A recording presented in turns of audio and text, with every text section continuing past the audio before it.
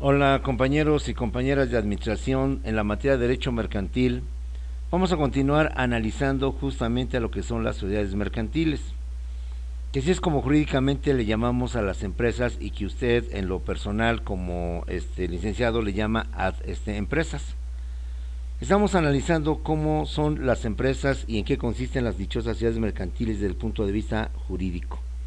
Ya hemos analizado algunos aspectos, hoy vamos a ver otra situación muy importante que son las obligaciones de los comerciantes. Partimos de la base de que los comerciantes son los que regula el derecho mercantil y partimos de la base que, recordando la primera clase, hay dos tipos de comerciantes. El comerciante persona física y el comerciante persona jurídica o también llamada moral. El comerciante persona física, recordemos, es cualquier individuo, cualquier ser humano que de forma constante se dedica al comercio teniendo capacidad legal. Es decir, dos requisitos. Uno, que se tenga capacidad legal, es decir, que pueda valerse por sí mismo y que además se haga del comercio su actividad diaria, su actividad constante, que sea su modus vivendi.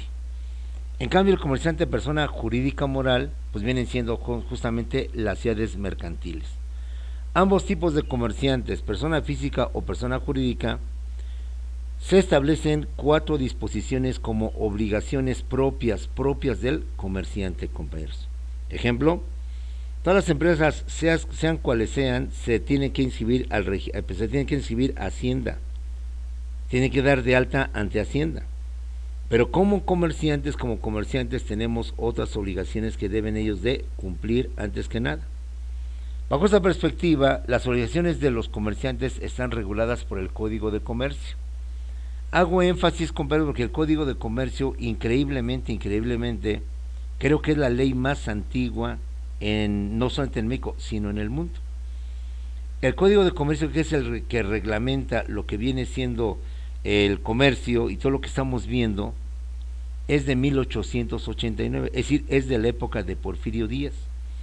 Porfirio Díaz fue presidente de 1876 al año de 1911, 1876-1911. Y justamente en el año de 1889 Porfirio Díaz expide el actual Código de Comercio, que muchos de sus capítulos han sido abrogados.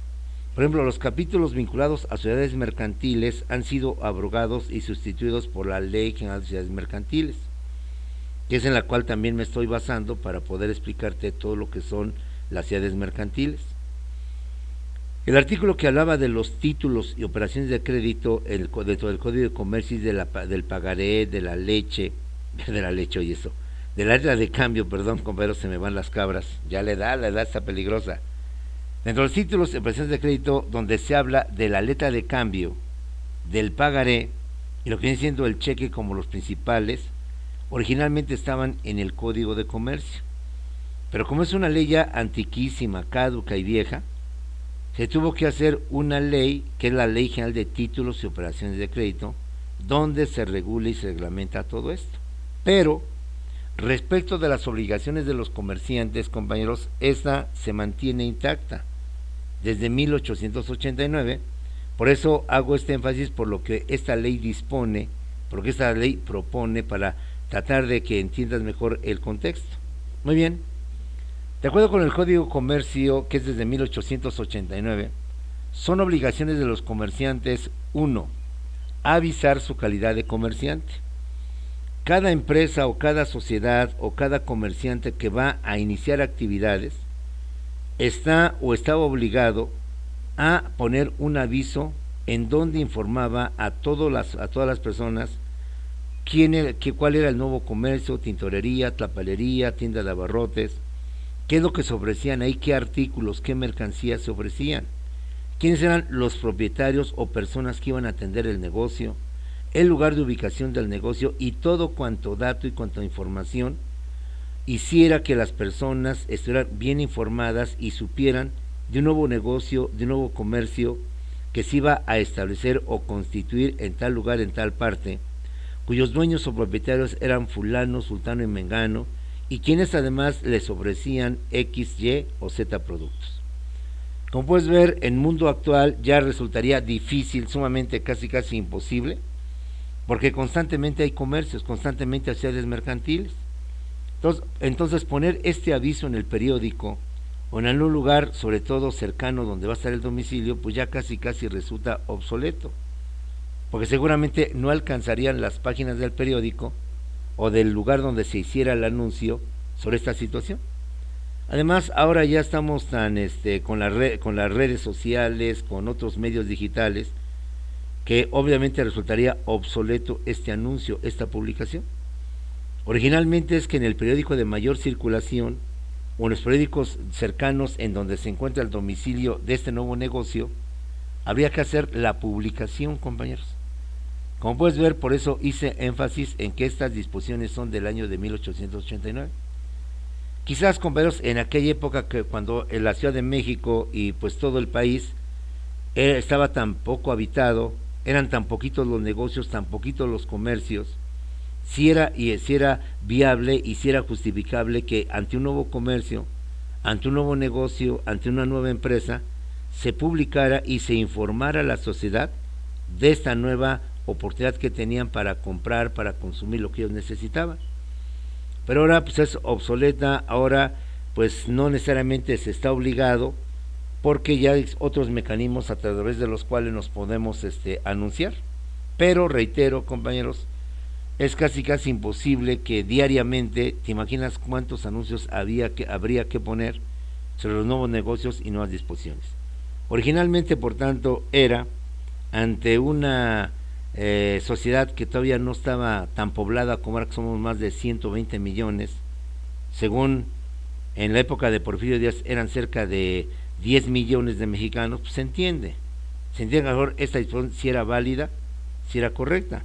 Hoy simplemente ahí está, hoy simplemente ahí se encuentra a disposición, pero no sé por qué, desde que yo era estudiante, siempre los maestros se quejaban o hacían ver esta situación, y que a pesar de que ya pasó el tiempo, no sé por qué los legisladores, diputados, senadores no crean un nuevo código de comercio actualizado, etcétera, etcétera. Bueno, esa es la primera obligación de los comerciantes, tanto persona física como persona moral. Segunda obligación, como comerciantes. Hablo como comerciantes, no hablo como patrones, ni tampoco hablo en materia laboral, sino dentro del comercio. Como patrones, tú bien lo sabes, es obligación del patrón inscribir a sus trabajadores al Seguro Social, al Infonavit, él mismo inscribir su empresa dentro de ello, pero hablo de obligaciones de comerciantes, no de obligaciones de patrones. Una obligación como contribuyente es darte de alta ante la Hacienda, ante el SAT, pero es como contribuyente. Como contribuyente, tu principal obligación o primera obligación es darte de alta ante el SAT, obtener, tu registro federal de causantes, etcétera, etcétera. Pero eso es una obligación como contribuyente y la primera como patrón. Aquí estoy hablando de las obligaciones como comerciantes, ¿sale? La segunda obligación como comerciante es que todos los documentos constitutivos, modificaciones, cambios que se hagan a la sociedad mercantil deben de inscribirse en el registro público de la propiedad, en el registro público del comercio. El acta constitutiva, que ya usted ya más o menos la conoce, ya te la dejé y que la vamos a analizar con el tiempo, es el acta de nacimiento de una empresa. Y todo cambio que durante el tiempo en que esta empresa sea vigente o se mantenga en funciones, en productividad, cambio de socios, cambio de nombre, de razón de organización social, fusión con otra empresa o lo que usted quiera, debe de registrarse en dicha institución llamado Registro Público de Comercio. Esto sí se mantiene, sigue siendo vigente, y principalmente para sociedades mercantiles es obligatorio y deben de hacerlo, compañeros. Desde que nacen, como lo hemos visto a través del acta constitutiva, hasta su liquidación, como lo hemos visto, su muerte con la cancelación del registro. De esta manera, todos los documentos oficiales vinculados con la acta constitutiva sobre sus objetivos, sobre su organización, sobre los procedimientos, asambleas y demás, deben de registrarse, inscribirse, en el registro público de comercio, compañeros. Ahora, hagamos aquí un paréntesis. ¿Qué es el registro público, cuyo nombre correcto es Registro Público de la Propiedad y el Comercio? Es una dependencia, es una oficina que se divide en dos secciones. la sección propiedad y la sección comercio. En la sección propiedad, compañeros, deben de inscribirse todos los bienes inmuebles que tienen personas físicas, morales, todos. Ahí si tienes un terreno, una finca, un edificio, un departamento, una casa, debes de llevar el título de propiedad a inscribir a ese registro, a esa oficina, compañeros, para darle validez ante terceros. El hecho de que usted haya tramitado la escritura constitutiva, la escritura de propiedad ante notario público, es un documento que tiene validez solamente entre el comprador y el vendedor, con el cual usted acredita que ahora es el legítimo dueño de esa finca, de ese terreno, de esa casa, de ese departamento. Pero no es suficiente que el notario o que la operación de compraventa de un inmueble se haya hecho ante notario. El siguiente paso, y el paso que le va a dar mayor validez, es que lo inscribas en el registro público de la propiedad, compañeros. Hay una sección llamada propiedad, donde todos los inmuebles se van a inscribir, se van a registrar, para no repetir registro con registrar. Y cada modificación que haya en el inmueble, que se vendió, que se traspasó, que está hipotecado, que va a ser embargado, que cambió o lo que tú quieras, debe de registrarse, compañeros, para efectos de terceros. Y de esta manera, cuando usted a futuro quiera comprar una casa, un terreno, y para que ver que realmente quien se lo está vendiendo es el legítimo dueño, el legítimo propietario, entonces vaya al registro público de la propiedad del lugar donde se encuentra dicho inmueble, dicha casa, dicho edificio, e investigue, y ahí va a aparecer todo. ¿Quiénes fueron sus primeros propietarios? ¿En qué calidad obtuvieron esa propiedad? Si por herencia, si por compraventa o por donación. Si con el tiempo esa propiedad se dividió, se fraccionó y se formaron de un predio grande tres propiedades pequeñas. Y cómo quedó los límites y cómo quedó lo que vienen siendo las colindancias. Y si esa propiedad que usted quiere comprar, quiere adquirir, es ahorita motivo de un embargo, o bien ha quedado como garantía de un préstamo hipotecario, o está próxima a ser vendida en subasta, en lo que usted quiera, ahí va a aparecer todo, compañeros. Eso es en cuanto a los inmuebles. Cuando a futuro usted, como empresario o como persona, quiere adquirir un inmueble y previendo que a lo mejor el supuesto vendedor, en este caso dueño, no sea tal, o dicha casa tenga algún problema legal, algún problema fiscal, algún problema de préstamo, ahí va a aparecer todo, y con eso usted va a tener la garantía de que dicho inmueble o tiene problemas o no tiene problemas. Y si tiene problemas es porque está en disputa entre los herederos, porque tiene problemas, porque está como garantía de un préstamo hipotecario que no se ha pagado, y por tanto está en riesgo de que el banco lo embargue o Hacienda lo embargue por falta de pago de impuestos, pues obviamente usted dirá, mejor no compro por muy barato o por una gran ganga que me estás haciendo, porque al final va a salir quien te lo vendió, cometió fraude contigo, te engañó, y seguramente ya se fugó, seguramente en lo que lo encuentras, pues tú ya llevas una pérdida patrimonial por haber adquirido un inmueble que no estaba legalmente en propiedad. Eso es en cuanto a los inmuebles. Pero, compañeros, junto al registro público de la propiedad está el registro público de comercio o sección comercio. Al igual que con los inmuebles, todas las empresas o sociedades mercantiles deben de registrarse, deben de inscribirse en dicha dependencia, en dicha oficina, desde el momento en que nacen a través del acta o escritura constitutiva. Ahí vas a llevar tu acta o escritura constitutiva, te van a registrar y te van a dar un folio electrónico o llamado folio mercantil, que es un número con una fecha, y con ese número, cada vez que tú quieras saber qué fue de esa empresa, ahí va a aparecer todo: quiénes son los socios, cuál es el capital social, cómo se llamó originalmente la empresa, cuáles son los objetivos de la empresa, y todo cuanto quieras saber de la empresa, pensando que la otra empresa te está engañando o te está omitiendo algunos datos. De igual manera, si dicha empresa está en proceso de disolución o en proceso de liquidación, si dicha empresa está en proceso de fusionarse, de transformarse, todo lo que hemos visto, si dicha empresa inclusive está en un proceso de quiebra, ya no de liquidación, de quiebra, si dicha empresa inclusive va a ser embargada por Hacienda o por el Infonavit o por el Seguro Social por la falta de cuotas horarios patronales, por la falta de impuestos, ahí va a aparecer, ahí va a aparecer. Y cuando usted a futuro, la empresa que usted representa, va a hacer negocios con esa empresa en donde dice, pues es que no la conozco, no sé quién sea, pues vete al registro público de la propiedad, sección comercio, y con el número de folio mercantil, con eso lo ubicas y ahí aparece todo el historial de esas empresas. Si ya son otros los dueños, si esa empresa originalmente era otra, pero se fusionó con otra, si esa empresa cambió de domicilio, si esa empresa era originalmente mexicana, ahora es extranjera o viceversa, si ahora el capital social ya bajó o aumentó y cuál es el capital social. Volvemos a lo mismo, no sea que el representante legal con el cual vas a hacer negocios pues te está engañando y nada más te da la escritura constitutiva pero no te da las modificaciones, los cambios. Por tanto, todo cambio, toda transformación que implique tu empresa y que por tanto implique modificar el acta constitutiva debe de inscribirse en el registro público de comercio.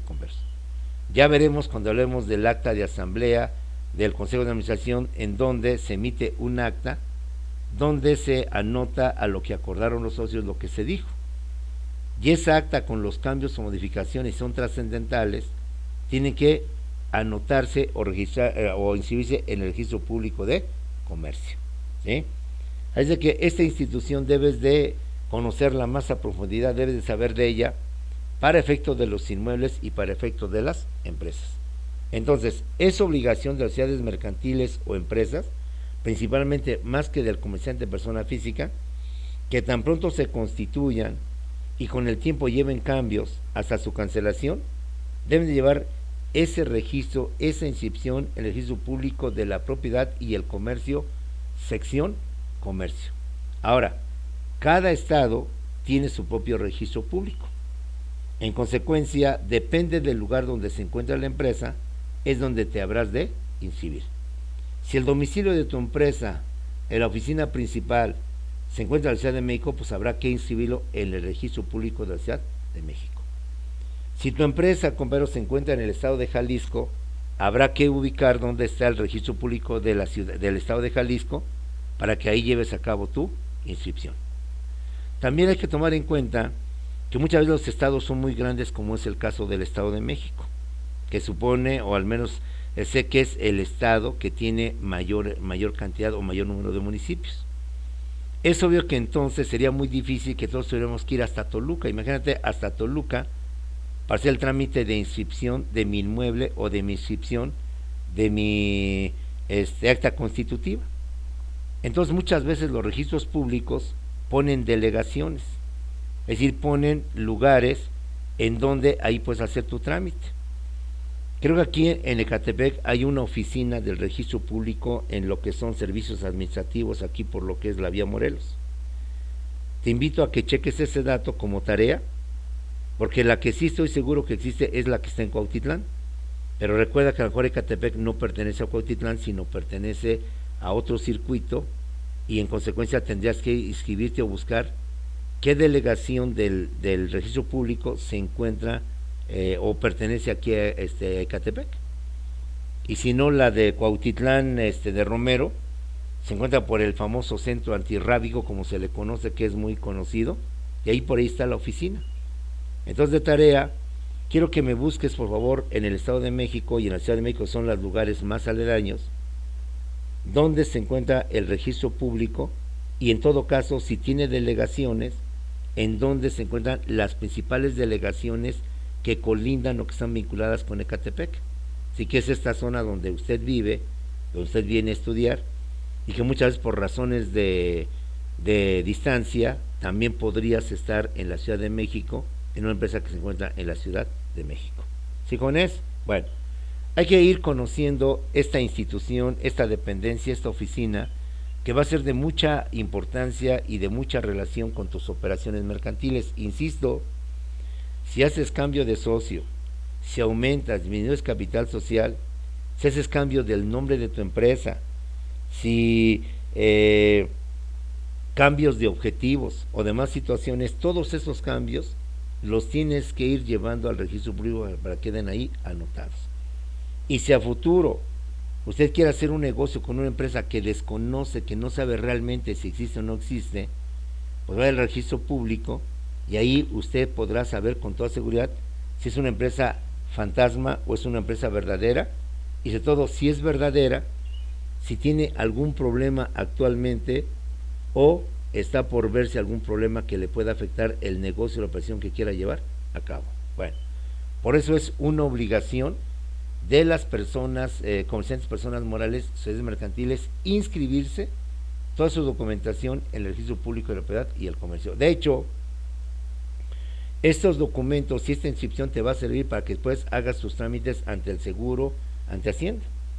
Porque inscribirte ante Hacienda no nada más es llego, soy el apoderado, el director de tal empresa y quiero inscribir a mi empresa. No, muéstrame su escritura constitutiva y te aseguro que estas instituciones, Seguro Social, Infonavit, Hacienda o SAT, van a ser cuidadosos de que tu documento esté ante notario y sobre todo, más que notario, que ya esté debidamente inscrito en el registro público de la propiedad o del comercio según el caso. Tercera obligación, compañeros, para el comerciante de persona física y persona moral, obviamente es llevar y mantener la contabilidad del negocio de la empresa, donde se registren los ingresos, los egresos, donde se registre el estado financiero de la empresa. Tú mejor que yo sabes de lo que es el famoso libro diario, el libro mayor, el libro de actas que también debe de existir, donde se anoten los acuerdos que lleven a cabo los socios y las obligaciones que lleven los socios, que hoy tengo entendido se han sustituido por algunas aplicaciones digitales que facilitan este tipo de registros.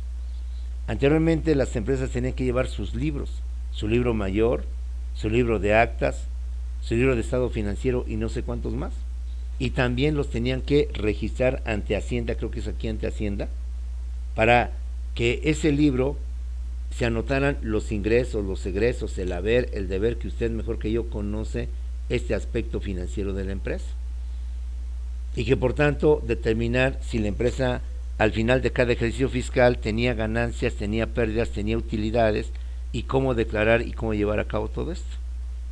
Entonces esta parte que usted quizás a través de sus materias de contabilidad conoce más, al menos aquí es una obligación que las empresas, sociedades mercantiles, lleven y manejen lo que viene siendo su contabilidad a través de un registro propio de contabilidad, que originalmente era el libro mayor, el libro diario, el libro de estados financieros, y que hoy con las aplicaciones se ha sustituido, ha cambiado para su mayor eficacia y mayor celeridad en cuanto a esta obligación.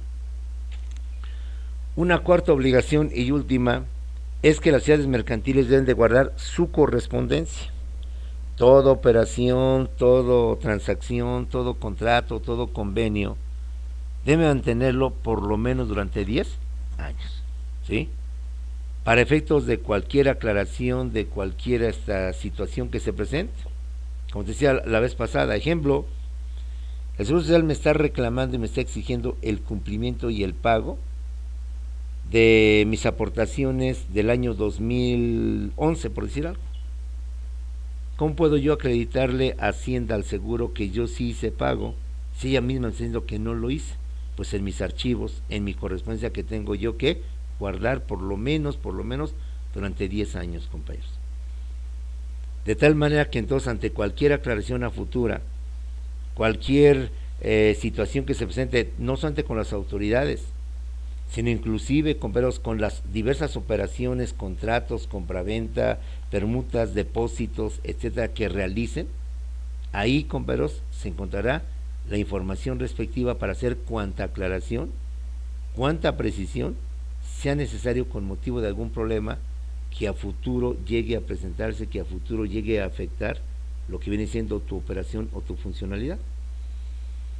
Anteriormente en mis tiempos pues se manejaba el famoso archivo muerto, que eran gavetas metálicas, gavetas de madera, donde ahí se tenían o simplemente les me da el nombre que está en la imagen, los estantes, donde ahí guardabas toda la información. Hoy tengo entendido que se digitaliza, se mantiene pues, en mis tiempos era la microfilmación, hoy la digitalización, perdón, para de esa manera poder llevar a cabo y tener en los archivos ahí guardados, ahí conservados. Entonces no se te olvide, la ley habla de por lo menos 10 años, converso. Claro, si tu empresa viene funcionando desde 1970, no vas a tener los archivos de 1970, pero sí al menos estamos en el 2020, del 2010 para acá, ya para el 2021 del 2011 para acá, y solo los más importantes, pero que ya los hemos visto a través del registro público, ahí se encontrarán, ahí se tendrán, y tú sabrás hasta qué punto tus estados financieros de cada año habría que mantenerlo durante 10 años, sino 20 años atrás. Si es más, en el 2020 sería del 2000 al 2020 tener ese tipo de información bien guardada. Ya con el tiempo en tu práctica diaria, con futuro empresario o con futuro ejecutivo de empresa, sabrás qué tan lejos podrías mantenerlos, guardarlos, o qué tan cerca podrías tenerlos. Ya la práctica, la experiencia te dirá, no es necesario tenerlos tanto tiempo, nada más ten los del 2015, los del 2010, 2015, perdón, a la fecha 2020, ¿sí? Y así conforme vayas avanzando, pues vas tú también depurando lo que siendo tus archivos. Todo oficio, todo contrato que hayas celebrado con empresas o que el gobierno te haya enviado, eso hay que conservarlo para efectos aclaratorios. ¿Qué te dice en la Secretaría de Economía? Que no tienes el permiso para importar o para exportar mercancías. Es que ese permiso tú lo tenías desde el año, por decir algo, 2000. Bueno, pues ahí en tus archivos debe de aparecer en donde acredites en la Secretaría de Economía, que en aquel tiempo se llamaba Secretaría de Comercio y Fomento Industrial, la SECOFIN, que tú tienes ese permiso, y que ese permiso inclusive fue para 30 años, pero por la falta de archivos de la Secretaría de Economía, al no tenerlos, pues te manda a ti ahora la responsabilidad, y entonces tú vas a tener la obligación a través de tus archivos pues demostrar que sí tienes ese permiso. Es decir, con este tipo de ejemplos te hago ver la importancia y la razón por la que te obligan a las ciudades mercantiles a mantener su correspondencia, sus documentos, cuantos sean importantes, para por un mínimo de 10 años para cualquier aclaración a futuro, y que tú al rato, con tu experiencia y tus conocimientos, con tus vivencias que tendrás, pues sabrás qué tan conveniente es tenerlo ese tiempo, o incluso más tiempo, 15 años, o quizás menos tiempo. Bueno, ahí están las obligaciones de los comerciantes, principalmente para los comerciantes, personas morales, jurídicas, sociedades mercantiles. En las personas físicas, pues es más o menos muchas veces optativo, si quieren lo hacen, si quieren lo hacen. Ejemplo, las comerciantes personas físicas no están obligadas a registrar su negocio, salvo que hablemos de algún negocio, de una cadena de tiendas que están al nombre de una persona física, que difícilmente sería, más bien ahí estaríamos hablando de una sociedad mercantil que, dado el éxito, se constituye mejor como sociedad mercantil, como empresa, y no nada más como persona física. Pero eso ya dependerá, con tu experiencia, la forma en cómo manejarías tu negocio. Vamos ahora a un tema muy importante que nos va a permitir determinar, compañeros, qué tipo de sociedad debemos de constituir. Si una sociedad anónima, una comandita simple, una cooperativa, una sociedad de nombre colectivo. Ya hemos visualizado que hay diferentes tipos de sociedades mercantiles, y que en la siguiente clase vamos a ir desglosando. La sociedad anónima, la SA, la sociedad de responsabilidad limitada, la SDRL, la sociedad en comandita simple, la SNC, la sociedad en comandita por acciones, la SNC por A, la sociedad cooperativa, que no tiene iniciales y tendrías que poner todo el nombre de sociedad cooperativa, la sociedad en nombre colectivo, que tampoco tiene iniciales, y en caso de constituir una sociedad de nombre colectivo, habrías que ponerle todo el nombre completito, sociedad en nombre colectivo. Vamos a ver que son dos los elementos que permiten determinar qué tipo de sociedad debo yo de adoptar. Uno de ellos es el nombre. O eres razón social o eres denominación social. Pero el fundamental es qué tipo de responsabilidad tienen los dueños, los propietarios, los socios. En toda sociedad mercantil hay 4 tipos de responsabilidades. La verdad de los socios es que ellos como dueños o propietarios deben de responder por las deudas y obligaciones que contraiga la empresa. A veces su responsabilidad se limita nada más a lo que aportaron, es decir, es una responsabilidad limitada. Pero a veces son responsables ilimitadamente y tienen que responder no solo con lo que aportaron como socios, sino incluso con sus bienes personales, que tienen y que pueden quitarles por tanto su casa, su coche, claro, siempre y cuando no afecten lo que maneja también el derecho, que son inembargables. Vamos pues a ver que hay 4 tipos de responsabilidades que tienen los socios. Una de ellas es la responsabilidad limitada. ¿Qué significa esto? Que el socio solo responderá por su aportación, que solo está obligado a responder de las deudas y obligaciones por el monto que él aportó. Si un socio aportó 10,000 pesos, solo responderá por 10,000 pesos de la deuda que el acreedor le está reclamando a la empresa de la cual tú eres propietario, de la cual tú eres dueño. Si otro socio aportó 1,000,000 de pesos, entonces él responderá solo hasta por el 1,000,000 de pesos que fue la cantidad que él aportó. Eso es responsabilidad limitada, que ante las deudas, los compromisos, los pagos y las obligaciones que la empresa tiene, los socios van a responder de forma limitada. Por eso la anónima que establece socios con responsabilidad limitada es la más usual, la más común. Porque si tú entras a un negocio, pues no sabes realmente si te va a ir bien, te va a ir mal. Y previendo que te pueda ir mal, y previendo que no puedas cumplir tus obligaciones, tus préstamos que obtuviste de un banco, pues entonces asumes desde un principio la responsabilidad limitada. La SDRL te está diciendo su responsabilidad limitada. Por eso también esta sociedad es una de las que más adoptan, de las que más se crean o se constituyen, porque como he dicho, nadie es tonto para asumir una responsabilidad ilimitada. Entonces, si la anónima y la de SRL al socio le manejan una responsabilidad limitada de acuerdo a lo que aportó, pues yo tengo una garantía de que en un momento determinado no me pueden embargar más allá de lo que significó mi aportación dentro de esa sociedad. Además de la responsabilidad limitada está la responsabilidad subsidiaria. ¿Qué quiere decir, compañeros? Que primeramente responde por las deudas y por las obligaciones la empresa. Ante deudas que haya contraído la empresa por miles o millones de pesos, a quien primero hay que embargar, a quien primero hay que pedirle el pago es obviamente a la empresa, como persona moral, como comerciante, persona moral, persona jurídica.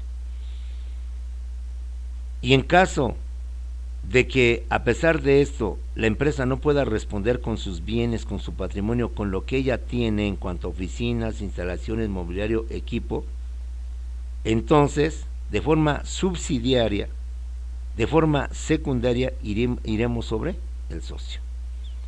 Ante las deudas de una empresa primero responde la empresa, y solo en caso de que con motivo del patrimonio o de los bienes de la empresa no se pueda saldar todavía la deuda que contrajo la empresa, entonces de forma subsidiaria, de forma secundaria, me voy ahora sobre el socio. Primero le pido a la empresa que me pague. Habiendo un faltante o habiendo todavía una deuda pendiente, entonces de forma subsidiaria me voy sobre el socio. Sale socio, como me sigue debiendo tu empresa, ahora tú me debes de pagar. Y entonces aquí entraría la responsabilidad limitada. Sí, yo te pago, pero yo nada más te voy a poder pagar hasta donde hice mi aportación. Y si solo aporté 2 millones de pesos, pues respondo nada más por 2 millones de pesos. Y si aún así todavía hay una deuda, una cantidad que te sigue faltando, que no te hemos, pues ya no hay forma, porque mi empresa ya le embargaste todo, me has quitado todo lo que es el mobiliario, el equipo, y a mí me has quitado mi aportación, que es la que yo hice, y hasta ahí voy a responder. Esa es responsabilidad subsidiaria. La tercera responsabilidad, compañeros, es la solidaria. Es decir, que todos los socios sin excepción, van a responder por igual de las obligaciones, sin pretexto y sin argumento de que yo soy socio minoritario y él es socio mayoritario. Él aportó 10 millones, yo nos aporté 100,000 pesos. Bueno, así has aportado mucho, has aportado poco, de todos modos, todos son solidarios y todos responden por la cantidad que se deba de responder, compañeros, ¿sí? Yo no puedo argumentar, es que yo nada más aporté tantito, no, pues de todos modos tienes que responder por las obligaciones de la empresa. Es que yo no puedo defenderme en que si le quitan al socio mayoritario su aportación, con eso se cubre la deuda.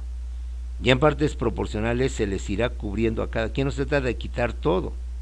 Si son 20 socios, cada uno aportó, pues vamos a quitarle la parte proporcional de su aportación, y si aún así siguen debiendo, bueno, pues entonces ya nos vamos sobre las demás aportaciones de los socios. Esa es una responsabilidad solidaria. Todos los socios, sin excepción, hayan aportado mucho, hayan aportado poco, todos deben de responder por las deudas de las obligaciones, sin escudarse en que él aportó más, yo aporté menos, en que él es el mayoritario, yo soy el minoritario, en que él es un socio capitalista, yo soy un socio industrial, etcétera, etcétera, ¿sí? Los negocios son así y todos deben de responder. Por eso, insisto, hay que tomar en cuenta qué tipo de empresa tiene responsabilidad solidaria, subsidiaria, limitada o ilimitada. ¿Qué es lo que nos va a permitir dentro de los negocios que en la actualidad o en los hechos, las empresas que más se constituyen son la SA y la SDRL, que ya más o menos estamos visualizando, estamos viendo por qué estas son las que más se constituyen, las que más se forman o se crean, a diferencia de las otras. Por último, la responsabilidad de los socios también puede ser ilimitada, es decir, que los socios no solamente ante las deudas de las obligaciones van a responder con su aportación, sino que habiendo todavía pendientes por pagar, al socio de responsabilidad ilimitada va a tener que responder incluso con sus bienes personales, con sus bienes privados que tiene, con su casa, con su coche. Vamos, si tiene 3 coches, pues le quitamos 2. Si tiene 2 casas, le quitamos una casa. Y si tiene pues enseres o bienes muebles, joyas y demás, pues se los quitamos, se las embargamos, pues, de tal manera que pueda entonces, a través de estos bienes personales, poder cubrir la deuda que dejó su empresa. De esta manera, aclaro, la responsabilidad ilimitada, solidaria y subsidiaria siempre van juntas, siempre van hermanadas. Y ahora vamos a ver en cómo se definen las sociedades mercantiles, en donde los socios tienen responsabilidad limitada, o bien en donde los socios tienen responsabilidad subsidiaria, solidaria e ilimitada. Y como en este caso son la de nombre colectivo, comandita por acciones, comandita simple, pues por eso muchos, quienes conocen el mundo de los negocios, quienes conocen el mundo de las operaciones, pues te dicen, ¿sabes qué? Yo le entro al negocio, pero no le voy a entrar así nada más como socio solidario, subsidiario e ilimitado. Yo me convierto en socio, pero de manera limitada. Por tanto, o adoptas la SA o la SDRL, pero si quieres formar una SNC, no cuentes conmigo. Una en nombre colectivo tampoco cuentes conmigo, porque además no sé la responsabilidad o el tipo, la magnitud de la responsabilidad que podría asumir ante las deudas y compromisos no pagados de lo que viene siendo la empresa. Por eso, jóvenes, ser socio, pues sí, todos quisiéramos ser socio de Telmex, ser socio de Televisa, de TV Azteca, de las grandes empresas que tienen grandes ganancias, Bancomer, Banamex, pero obviamente para ser socio no nada más es el interés, las ganas, la pasión o el amor por esa empresa. Quiero ser socio del Club Guadalajara o del Club América según tus inclinaciones. Claro que me gustaría a mí ser socio de CETEC, de TEC de Monterrey, pero lo importante para ser socio es, bueno, con cuánto le vas a entrar, con cuánto te vas a mochar. Y obviamente entre más aportes, pues mucho mejor va a ser tu ingreso. No, pues traigo 10 millones, 20 millones, 50 millones, X millones. Pero también como socio no nada más hay que ver ese aspecto, de que voy a ser el que voy a decidir, el que voy a tener voz y voto, el que voy a obtener en un momento determinado mayores ganancias que los otros, el que voy yo a ser por tanto el que manda, por ser el que voy a tomar las grandes decisiones, correcto. Pero hay que pensar también, como todo buen este comerciante, como todo buen empresario, que muchas veces las cosas pueden fallar. Aquí lo tenemos ya con lo del COVID, nadie se esperaba y nadie preveía, ni nadie se imaginaba lo que iba a pasar, no solo en México, sino que en el mundo. Y que por tanto iba a provocar pues, lo que estamos viviendo ahorita. Cierre de negocios, cierre de empresas, no esenciales como se está manejando, y que por tanto no me genera ningún ingreso. Y como ya hemos visto, a la postre está llevando a muchas empresas a la quiebra. Ahí lo tenemos en la aviación. Ahorita muchas líneas aéreas se están tronando, de hecho ya tronaron dos, lo vi en las noticias de aquí de América, de Brasil, porque no hay viajes como había antes, no hay turismo tampoco, y pues quienes ahorita están siendo afectadas enormemente son las empresas, las aerolíneas, entre otros. Te puedo asegurar que estos socios o dueños de estas líneas, llámese Aeroméxico, llámese Iberia, la línea de España y otras más, pues nadie prevía esta situación, este tipo de problema, que aunque era de salud, iba a afectar obviamente el aspecto económico. Entonces, ante esto, como empresario, futuro empresario, visualiza todo lo que pueda afectar los beneficios. Muy bien, voy a ser mayoritario y sí me gusta porque voy a tomar decisiones, voy a tener voz de voto y voy a tener mejores ganancias que los demás porque mi aportación es mayor. Pero como verás, hay que también visualizar, bueno, y en caso de deudas, en caso de que se nos voltee el asunto por lo que hemos visto, no sé, por mala administración, sino por factores externos, por eso pido que analices bien lo del dólar, el tipo de cambio, analices todo este tipo de situaciones, ¿sí? La gasolina, puedes también visualizar, pues como dicen por ahí, ¿no? O sea, cosas negativas para que tú también veas en todo caso. Y en esto, pues sabes que yo le entro al negocio, pero yo no le entro como socio ilimitado, ¿eh? Yo nada más entro, pero como socio limitado. Yo entro contigo, pero si tú formas una sociedad anónima en una sociedad en comandita simple, en nombre colectivo. Yo no quiero asumir riesgos y tienes me curo en salud, previendo a futuro alguna situación, y mejor le entro a esto. Sé como administrador y con conocimiento de derecho, pues a lo mejor tu patrón o el dueño de la empresa pues es una persona ranchera, una persona que gracias a Dios tuvo mucho éxito, que se dan los casos y que a lo mejor no conoce mucho de leyes, tiene intuición, pero no tiene conocimiento, tiene colmillo, pero no tiene conocimiento. Pues ahí es donde tú entrarías. Pues señor, yo mi mal consejo como administrador y por lo poquito que conozco de derecho, lo mucho conozco, yo les quiero que no entre a este negocio. Oh, no, pero ¿por qué? ¿Quién sabe qué? Si todo me ha ido, bueno, yo nada más le explico que legalmente o administrativamente entrar a este negocio como socio con estas características y con esta situación, pues no. Y ya tú le explicarías todo este tipo de cuestiones. He ahí la importancia de que como administrador debes de conocer también el derecho y conocer el derecho, y como te dije, no se trata de que tú te conviertas en un abogado o cambies de carrera y odies tu carrera y digas, derecho es mejor. No, sigas manteniendo esa línea, pero sigas entendiendo que las profesiones no son puras. No es pura administración, puro mandar, puro dirigir, puro organizar, puro tomar decisiones.